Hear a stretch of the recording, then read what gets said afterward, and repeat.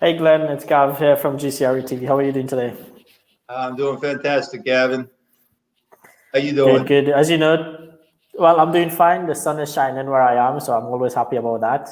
That's There you always a go. good thing when the sun is here. We've been having really foggy weather for the last, I don't know how long, but yeah, it's pretty nice today. It's the one So, disadvantage to living in Switzerland. The one disadvantage. the wonders of living in Switzerland, that's correct, yes. So, Glenn, today's our finale show for the season. We've done 10, this is our 10th episode. It's a little bit sad to be doing this last show with you before the new year. But it was such an enjoyable time that we had a lot of fun doing it and we learned a lot as well. How has it been for you, the season? I've had a great time going through all of this stuff with you guys, getting to know you and getting to teach the audience a little bit about my industry. And I'm excited for season 2. I'm excited to take a little bit of a break because it's, we've been doing this back-to-back weeks, but it's been a great, it's been a great time. No, this is good. So, what I want to do today for us is kind of recap a little bit some of the previous shows that we did. So I think one of the best things, we've been looking into what people are really looking for in the data that we had. And one of the things is mobile home park for beginners, or I would say mobile home park for dummies was the actual terminology that we found that came up in the search query. So, I mean, you want to take a few minutes and just talk about, mobile home park investing for beginners or slash dummies, as the search said. Let's have a bit of humor today with it, right? Sure. So, I'm not a big fan of saying mobile home park investing for dummies because, it's not a dummy aspect, but Correct. I was probably a dummy when I bought my first park. I mean, certainly, because I didn't know anything about parks when I bought my first park. I didn't even know that was a thing people buy.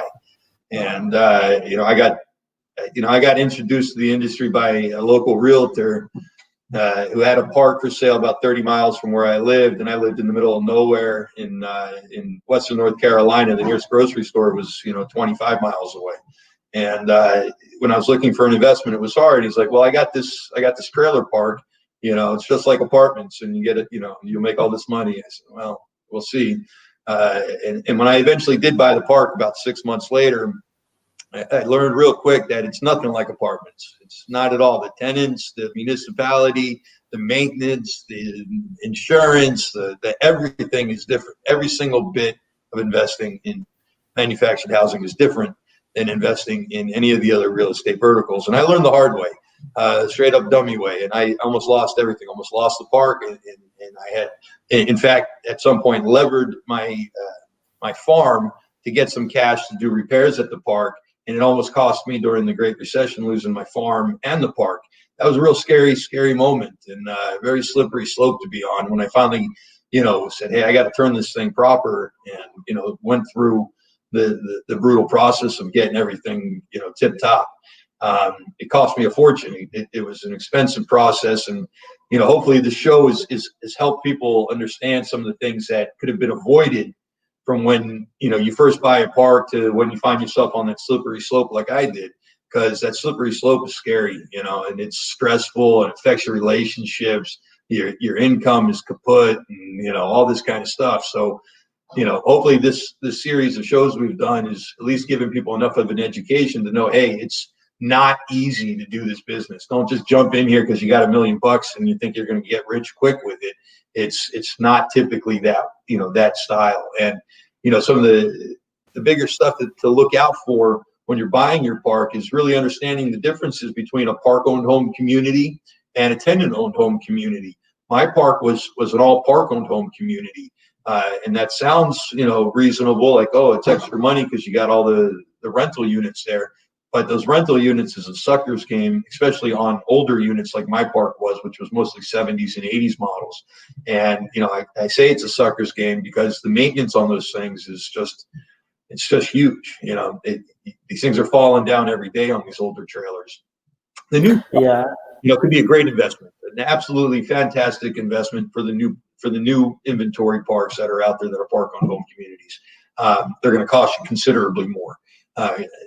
Parks with new homes are going to cost you $30,000, $40,000 a home in those parks. A lot of these old school trailer parks, like what I bought, you're getting the homes for almost free, so it seems like you're getting a good deal. But most people, even today, they're still capitalizing that park-owned home income and then telling you that it's a 10 cap or whatever cap when they're selling it to you. And, it's just not the way it really works. And, like I found out my 10 cap was not a 10 cap, at all. It was, barely a 5 cap, and it took a lot of work to get it turned. And, through some of the tricks and strategies we talked about, which we can absolutely review a little bit more again today, of, converting park-owned homes into tenant-owned homes was my saving grace, even though it felt like I was losing money when I said, hey, I'm going to give you a free home. And, you don't have to pay me your $400, $500, $600 a month in rent anymore. You can just pay me a lot rent of, $250 or whatever I was giving them at the time. It felt like I was losing actual money. And in that month of collection, I probably was.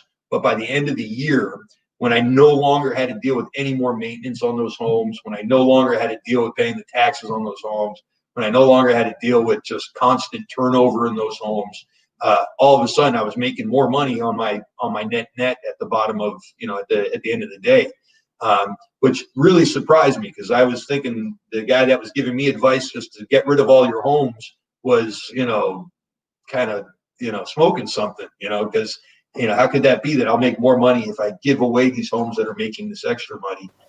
Yeah. At the end of the day, he was right. It took about a year convincing people to buy the home for me or take the free home. Some homes I sold for a couple, $1,000, $2,000, but for most of the homes we just gave them away and took their lot rent from, which when I bought my park, a lot of the lot rents were still $75 and $100 and stuff.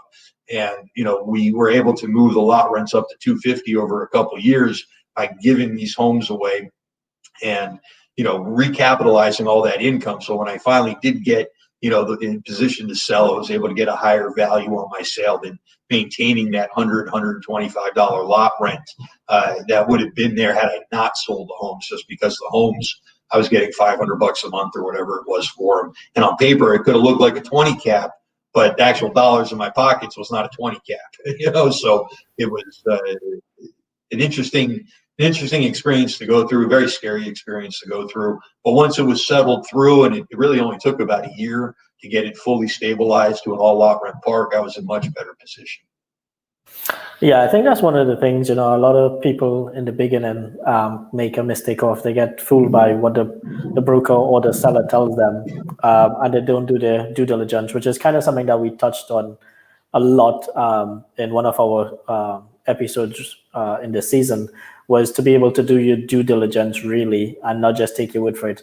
And I think also one of the things I want to make aware to people as well, for beginners who are getting into the mobile home park realm, is there's a lot of speakers that are blowing a lot of smoke out there about investing in mobile home parks. And while some of them are doing some really good work in selling these seminars and teaching people, a lot of them are actually charlatans, so be careful. So I think one of the things we're going to touch on now is doing your due diligence. So, Sure. Glenn, just for a few minutes, just talk about some due diligence that people could consider when doing this. That's hands down the most critical aspect of this thing. And it's not just saying, oh, your rent roll and your P&L and boom, due diligence is done. There's a lot more to the due diligence that comes into it. For me, like when I bought my park, again, I leases, no, they're all month to month. Okay. Do you have a rent roll? Yeah, here's a handwritten rent roll in pencil, and this is what it's making. Do you have bank deposits? No, we don't have any bank deposits. Okay. Do you have a P&L? No, we don't have a P&L. I can get you what we send on the taxes. And when you look at just on those type of things, you're probably going to buy a bad deal. That's if you're getting into that situation, or you're going to have to lowball the guy so far that he's probably not going to sell you the deal. So the things that you need to really understand, is, the municipality, the tenants, the financials, the infrastructure. Those 4 things are critically important to understand. And it's more than just a line item. The municipality, man, these guys in a lot of small towns, they're trying to stick it to you, especially if you're the new guy coming in from out of state and you're not a local person, and you're like, hey, I'm coming from New York and I'm buying your park in in this small town in South Carolina. That town's going to try and take advantage of you. And your best way to get around that, excuse me, is to go meet with them. Just don't be scared of them. Go sit down, make an appointment, talk with them, ask them, how they feel about parks in their area, what's been their history with this particular park, what challenges that they had, what would they like to see happen, and then kind of tell them what you're planning on doing. Hey, I'm planning on improving this. I'm planning on, replacing a few homes. I'm planning on paving those gravel roads. I'm planning on doing X, Y, and Z, and get their feedback on that and see where they're going to say, no, we can't, we won't let you do that. If you're replacing old homes, a lot of times the city will say, oh, we'd love to have you replace these homes. And then you go and replace them, and the city says, oh, well, even though you're replacing and improving it, now you've kind of canceled out your grandfather clause, and this new home doesn't fit for this lot because now you have new setbacks, and all of a sudden you go through this restructuring your park that can be extremely expensive. And so you got to watch out for that. You got to learn to ask the municipality, well, what happens if I replace a home with a brand new home, if it's considerably larger and things like that? Because they're going to find a way to mess with you often, not all the time, but often. Things, else you got to watch out for with the city is, maybe they have a SOAR project coming online, and that could be a good thing for you. In my case, during the recession, and this was long after I'd already closed on my park, and 10 years after or something like that. And but I was still very apprehensive working with the city because all they've done since I moved into that park was throw wrenches at me. And then out of nowhere one day they sent the letter, hey, we're incorporating your park into the city. And so they expanded their city limits, and it encompassed my park, which means my taxes go up. And what also meant was a few months later, they sent another notice saying all properties within city limits must be connected to city sewer. And that was an extremely expensive thing to go through. I had perfectly good septic. My septic worked fine. I had no issues beyond any normal issues. But to get my park hooked up to city sewer, which was now mandated, and there was no workaround on it, I had to pay a tap fee of about $2,400 a unit. Okay. It's over $100,000 in tap fees, and they don't cut you a break on that. That's, you're not going to finance that most of the time. You got to pay them. Most of the time they're not going to work with you. And, they didn't work with me. The best they gave me was, a few extra months to get it all paid. And, then you had to, deal with the actual connecting the units. And, if you're a guy like me, that was, even though I was kind of local and I was only 30 miles away, they saw me as a foreigner. And when I went in there trying to get quotes from builders to help connect the park to the city sewer, it was hundreds of thousands of dollars to do it at my small 30-something space park. And, it was going to bankrupt me. So I had to go and rent a backhoe and buy all the material and learn how to install sewer myself. I don't recommend that for most people. And these are things that, this wasn't due diligence, but it was something I should have asked during due diligence about what's coming down the pipeline from the municipality. Is there a city sewer connection that's going to be required? Things like that. So you want to, get in the habit of asking them, what are you guys planning to do? And how is that going to affect my park? And, especially about home replacements and things like that, you want to just ask all the nitty gritty about that kind of stuff. Other parts of due diligence that I totally neglected was the tenants. And that was the one that really almost capsized me. It was not understanding my tenant base. Now, I was already poor. They were even more poor. And I just assumed we'd get along just fine. But the moment I became the owner of that property, it was me versus them, it felt like. They immediately wanted to take advantage. And I was immediately like, I'm trying to be a nice guy here. I don't know how to navigate all this. But the rents all of a sudden becoming late, and the non-payers started being, non-payers even more so. And, there's a lot of riffraff in the park. Understanding these tenants is hard. The riffraff, the guys that are, the drug dealers, the, permanent alcoholics, the rapscallion types that are just running amok in your park. You have to get those guys out of there, or get them to stop being that way. And you can learn about these tenants during your due diligence process by spending more time at the park. When I went to my park on my due diligence, I would go there during business hours, and I would see, oh, hey, everything's kind of quiet here. I don't see anything too much out of place. And that was good enough. I didn't know I should have gone talk to each tenant and ask them about, what the rent is, what their collections are looking like, how long they've lived here, and hear a little bit about their story.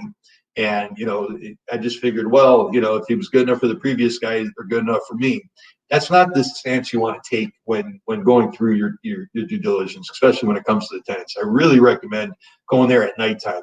really recommend going there on a Friday and Saturday night, from 10 to midnight, and seeing what's going on there, because man, it's a whole different party. When you go see these parks at night, you might not feel safe. You might feel, like this is probably not the investment that I want to get myself into. Because turning the tenants around at a park is harder than almost any aspect of turning a park around, especially when it's a rental park like this. And you're going to bleed cash for a minute when you're trying to turn these parks. And then with the infrastructure, the infrastructure can be, a real bear. I mean, if you have, clay sewer lines, and you have galvanized steel, water lines, and you're probably seeing leaks here and leaks there, and your clay is getting crushed because people are driving across the lawns, and you're going to have septic repairs. You really got to get a professional out there to go and run some video camera through the septic lines or the sewer lines, and make sure that everything's looking like it's supposed to, because that can be a very expensive fix. Your water lines, you want to send some dyes down your water lines. You want to talk to the county again about what permits have been pulled, and kind of going through that whole process to see what kind of repairs are regularly happening. You want to call the pump people if you're on septic, the septic pump people in town. How many times are you guys coming out here and pumping this thing? And you want to get a couple quotes on what this is going to cost to maintain. All things I didn't do, all things I had no idea I was supposed to do. But these are things you really want to learn, and because it's going to make you a better operator on your park, and you're really going to understand how to make your park more efficient. And if there is deferred maintenance that the seller's not telling you about, which most of the time they're not, for the smaller parks, the seller doesn't know what he doesn't know, or he's just not going to tell you he knows, and you're going to think, okay, all is fine. You really, want to dig deeper and get past that, because the deferred maintenance is a killer. It's some estimates that I've read, something like, deferred maintenance will cost you 8% more tomorrow than it does today to deal with it today. So every year that goes by, it's just growing, and it's costing more. If you don't take care of it, it can really capsize you later. So understanding all the deferred maintenance up front, is an important due diligence aspect of it. If you're on treatment plants and stuff, boy, it's a whole longer discussion we could have, but, get dirty and get deep on those, and really understand, the operations on this thing, and the parts on this thing, and the maintenance on this thing. The municipality stuff, you want to go back with them again and talk about, is there a better fit? Is there a city store maybe coming down that we could connect to, and go through that whole process with them. And, the financials, everybody wants to buy on a cap rate, and, hey, the cap rate on current income is, this is what I'm buying the park at. And I get that, but the guy's financials he's giving you, most of the time, it's, it's not real financials. It's not how you're going to operate it. And, you want to really do your own math and run your expenses. What's your insurance going to be? What's the new tax rate going to be? What's your maintenance cost on average going to be? What's your lawn cost? What's your snow cost?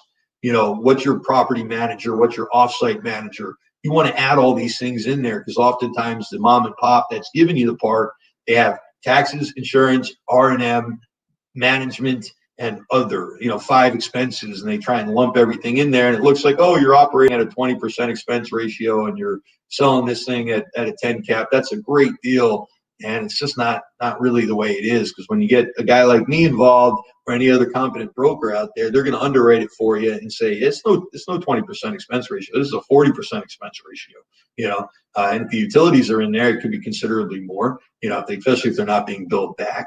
And you got to really understand it with the utilities. You want to get the monthly statements, more than just the last couple months. You want to see if there was big leaks going back, a year or two, and what happened with them, and how were those resolved? What kind of replacement lines did they do? When they replaced, when they repaired the leaks that were going. You want to really understand this. The financials, while critical, I think the other 3 elements I mentioned before, the municipality, the tenant base, and the infrastructure, are more critical. The financials, they are what they are. The tenants, they're either good tenants that are paying on paper, or they're not. And if they're not, you're going to replace them with better tenants. And you might want to subsidize your pricing a little bit more if that's the case. But at the same time, your job, once you take it over, is to maximize the revenues there. And that's actually not that hard to do, is maximizing the revenues. It's minimizing the expenses that's a lot harder to do. And then dealing with the municipalities, if they're not friendly, can be a real bear. So those are the kind of things that you really want to look at with the due diligence. You know, if we can encapsulate it into a 3-minute, 4-minute discussion. Yeah, well, that was a long 3-4 minute, but it was really well worded because I think you went into greater detail as everybody really need to know. So thank you for that. So the next kind of topic I want to go through is, so you've found a park, you've you've gone and you've looked at it, you've done some due diligence. Now the next part of it is financing it. So what's the different options open to people for beginners in the mobile home park world for financing a mobile home park? Yeah, it's hard. It's easier today than it's ever been, but it's still hard. And if you're a new guy, you can almost guarantee you're not getting agency debt. Okay, so Fannie Mae, Freddie Mac, a non-recourse loan, you're probably not getting that on your first park or two. You usually need a couple years track record, and then the park itself has to meet all these additional criteria as well. But the community banks are really open right now to lending to investors buying their first park. But you're probably going to be paying something closer to a 4 or 5% interest rate, on the loan, and it's probably going to be a recourse loan. And they might give you a 30-year amortization, which is nice, but they're probably not going to give you any extended interest-only payments. And so your cash flow is going to be, a little bit more hit against your debt service because of these aspects. But today, more so than ever, debt's more available. People still kind of say, "Oh, I want owner financing," and it's less headache, but oftentimes that owner, he's going to want more than a 5% interest rate. He's often going to want more than 25% down. He might be wanting something like 40 or 50% down because he has to pay off his debt in order to be able to carry it for you. And the numbers at the end of the day usually don't make as much sense as going through the brain damage of finding a community bank to loan to you. Now, if you called 5 banks, probably all 5 are going to say no. Okay, but if you call 50 banks, you might get 2 or 3 that will say yes. Okay, and out of those 2 or 3 that might say yes, probably one of them will get it closed. And the things you want to ask the banks when you're talking to a community bank is, have you financed a mobile home park before? When was the last time you financed it? What causes you guys to reject it after giving me an approval in the beginning, but when it goes to final committee, for them to reject the financing on it? Because those 3 things, those 3 questions are going to help you really ascertain if this is a real bank to do business with, or if the guy that you're talking to doesn't know what he doesn't know, and they tell him, yeah, we'll loan on this, but then it gets to the approval board and they're like, we don't loan on trailer parks, or it has to be, a class A plus 55 retirement park for us to loan on it. And you want to know that up front, because otherwise you're wasting a lot of time and dollars, and applications aren't necessarily cheap. And, you don't want to go through that kind of brain damage with it. The lending that is out there, we had a guest speaker on, I think it was the last episode, with Eastern Union. Those guys are great. I really recommend, whether you're a first-time borrower, or you're on your 100th park, working with a mortgage broker. Those guys are great. Eastern Union, Marcus & Millichap, Capital Corporation, Bellwether. There's a handful of other groups out there. Jeff, forget his company's name, but there's some great lenders out there that can help first-timers buy a deal. Most mortgage brokers, though, are not going to want to finance a park that's $250,000. They're usually looking to do a park more than $1 million, and you have to explain to them what size purchase this is going to be, and they might just outright reject you. But if you get rejected by the mortgage brokers, then you fall back on the banks and work with the banks. In the Southeast, BB&T is sometimes a good lender. Wells Fargo is sometimes a good lender, but more often than not, it's the local community bank that's going to get you to the finish line. It's just going to probably cost you a little bit more using them, but it'll probably not be the worst time of your life. Yeah. With them. But I think also by working with a community bank, the chances are much higher because they actually know the park already. They're familiar with the owner who operates it, or they probably have some kind of relationship there with that person. So you would seem better standing already from the outset, I think, personally. Yeah. And obviously, if there's already debt on the park, okay, that the current owner has, go talk to that bank. Chances are they'll reloan on that park, assuming the previous owner, did a good job with it, and they were happy with how that park performed and how the loan was repaid and all that kind of stuff. They'll probably re-loan on it, not always, but often. That's definitely something that should be the first call you make, is when you talk to the seller. Hey, who's your lender? Oh, my lender is this guy. Can I have his number? I'm going to see if he can re-loan on us and get him to qualify you. That's obvious, an obvious first choice to start with. It's not a guarantee. A lot of banks change their parameters, from the time that they first loaned on that to the time that they do now.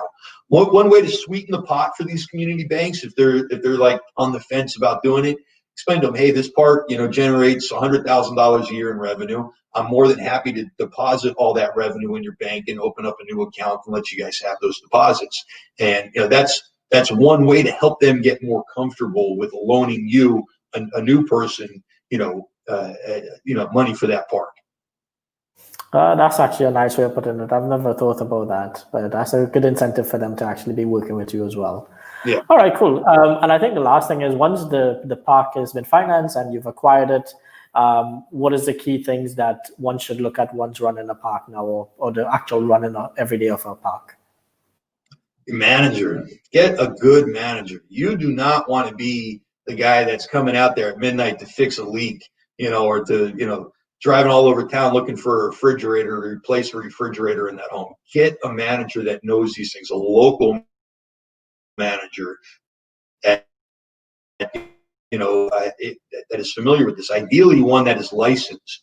And the Realtors Association, they often have licensed property managers that will charge you a fee to manage the park. Now, they're not going to live on site, and they're not going to be totally hands-on, but there'll be that nice layer between the tenants and you, so you can actually have some free time. I mean, I can't tell you how many times, a week I would get called at the worst possible time. Hey, I got a busted pipe.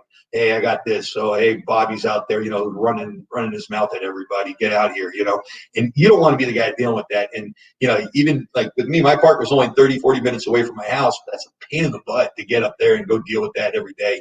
And, pay the manager what they're worth, in a licensed manager's, you're probably going to pay somewhere between 5 and 10% management fees. It's okay. It's, time value headache, and it's absolutely okay to pay 10% management fee. That's what I paid at my park. It made my life so much easier. Bob, who lives in number one, and, he's the on-site guy, and he can be a person that you discount his rent maybe, but I wouldn't make him the manager, but he should be that guy. You should have a guy like that, your eyes and ears, that's on site. So somebody can show the unit if there's somebody coming by, and somebody can tell you when, hey, somebody's being, in bad behavior, or, the go-to person on the park. Discount the rent a little bit. That will help save you a few bucks and help with the management a little bit, but don't use that guy to collect your rents. A lot of times that guy's going to take your money. It actually happened to me once. I had a guy that I liked a lot, and I let him stay at my park, and he wasn't licensed, and he just went around one day and said, hey, I'm the new manager, and I'm going to, I'm collecting rents for Glenn. And next thing I know, he collected like half my park's rent, and then he blew down, and there's no recourse on that, except, making a police report. But at least when it's a licensed person, chances are they're not going to screw you that way. And, because if they do, you can go report it to the board and make a big fuss about it. So I really recommend getting the first thing, as part of your due diligence, is finding some managers, okay? Interviewing your managers. Chances are the mom and pop has somebody on site that's a good eyes and ears person. Maybe they have a salaried property manager on site as well. That could be a good person. Try and retain as much of the good people that you can when you transition into new ownership. It's going to make your life easier. Great. Thanks a lot for that, Glenn. So we come to the end of the show. As always, it's a pleasure talking to you. For anybody who's looking at the show, I strongly recommend you give Glenn a call, speak to him if you're thinking you want to go into the mobile home park arena. If you've done a course online, if you've done a weekend course somewhere, if you've seen somebody talking about it, pick up the phone, give Glenn a call. He's your guy to speak to you. He'll give you the best, honest advice, clear as a ball. He wouldn't charge you for this.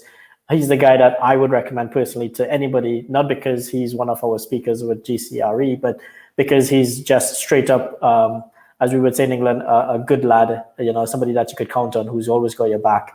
Glenn, for the viewers who's looking at this, how how can somebody get in contact with you if they wanted it?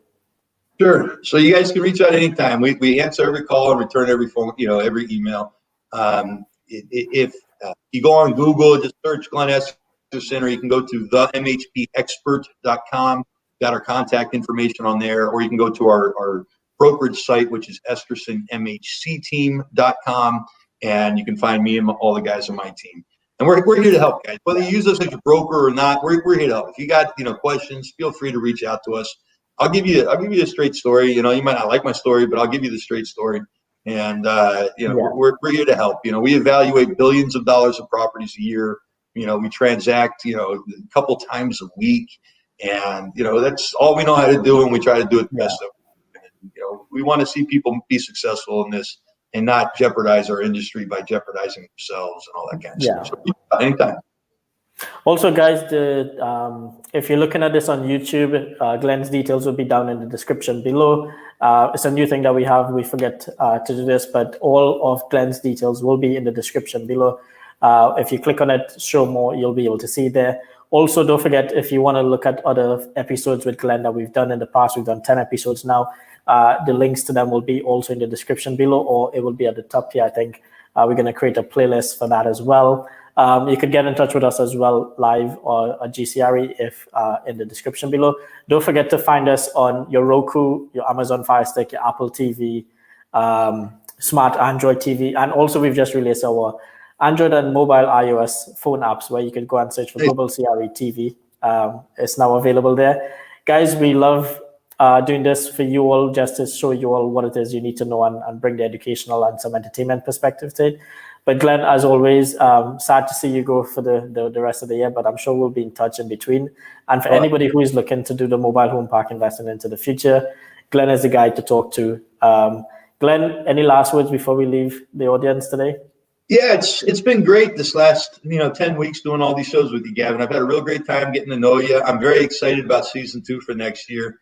And we'll come out swinging and hopefully have some great episodes and some great things to teach everybody. And between now and then, guys, have a great Thanksgiving, Hanukkah, Christmas, all the different holidays that are in between.